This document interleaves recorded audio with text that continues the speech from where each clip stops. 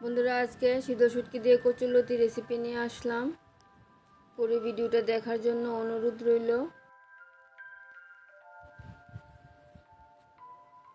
একটা বড় সাইজের পেঁয়াজ, একটা রসুন আর কচুরলতি নিয়ে নিলাম। কিছু কাঁঠালের বিচি নিয়ে নিলাম। সব কিছু কেটে নেব। কচুরলতিগুলি বেছে কেটে নিয়েছি। কাঁঠালের বিচিগুলিও কেটে নিয়েছি, জলে ভিজিয়ে রেখে দিলাম। পেঁয়াজ রসুনের খোসাটা ছাড়িয়ে নিয়েছি। পেঁয়াজটা কেটে নেব।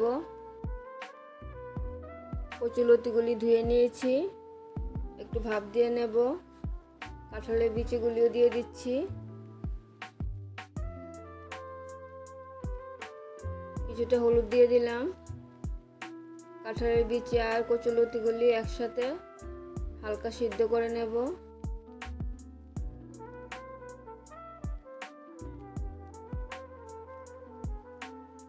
কচুরলতিগুলি আর কাঁঠালের বিচিগুলি ভাপিয়ে নেওয়া হয়ে গেছে, কিছুটা সিদ্ধ হয়ে গেছে, নামিয়ে নেব। জলটা ঝরিয়ে রেখে দিলাম। পেঁয়াজটা কুচি করে কেটে নিয়েছি। রসুন কাঁচা লঙ্কাটা একসাথে থেতু করে নিয়েছি। সিদ্ধ শুটকিগুলি আঁশ ছাড়িয়ে ভালো করে ধুয়ে নিয়েছি। কড়াইটা বসিয়ে দিয়েছি। কড়াইয়ের মধ্যে সরিষার তেল দিয়ে দিচ্ছি।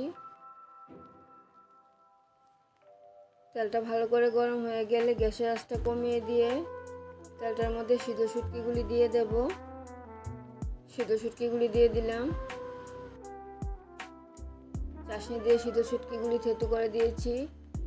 কুচি করে রাখা পেঁয়াজটাও দিয়ে দিলাম। সিদ্ধ শুটকির সাথে পেঁয়াজটা ভেজে নেব। পেঁয়াজটা নরম হওয়ার জন্য লবণটা দিয়ে দিলাম।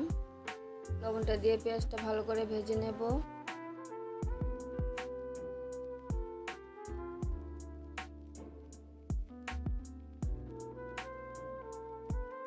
পেঁয়াজটা হালকা ভেজে নিয়েছি।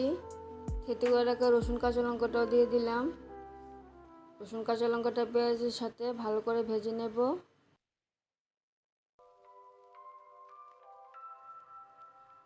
রসুনের কাঁচা গন্ধটা চলে যাওয়া পর্যন্ত রসুনটা ভেজে নিয়েছি। পেঁয়াজ রসুনের মধ্যে হলুদটা দিয়ে দিলাম। হলুদটা দিয়ে আর একটু ভেজে নিচ্ছি। দিয়ে দিলাম কিছুটা কাশ্মীরি লাল লঙ্কার গুঁড়ো আর দিয়ে দিলাম সামান্য জল। রসুন পেঁয়াজ আর কাঁচা লঙ্কার পেস্টটাকে ভালো করে কষিয়ে নেব। আমি ঝাল লঙ্কার গুঁড়ো ব্যবহার করিনি, আমি সবসময় কাশ্মীরি লাল লঙ্কার গুঁড়ো দিয়ে রান্না করি। মশলাটাকে কষিয়ে নিয়েছি। ভাপিয়ে রাখা কচুরলতি আর কাঁঠালের বীজগুলি দিয়ে দিলাম।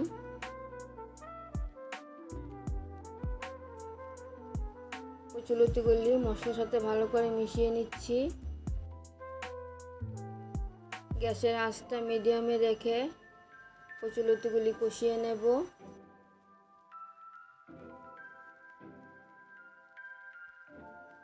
একদম হালকা হাতে নাড়িয়ে চাড়িয়ে দিয়ে কচুরলতিগুলি কষিয়ে নিচ্ছি।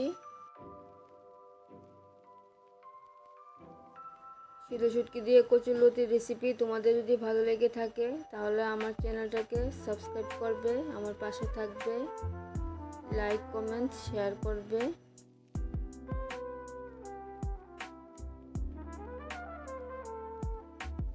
একদম হালকা হাতে নাড়িয়ে চাড়িয়ে দিয়ে কচুরলতিটা কষিয়ে নিয়েছি। কচুটা খুব ভালো, একদম গলায় ধরেনি। রেসিপিটাও দারুণ খেতে হয়েছে, তোমরা বানিয়ে খেয়ে দেখবে।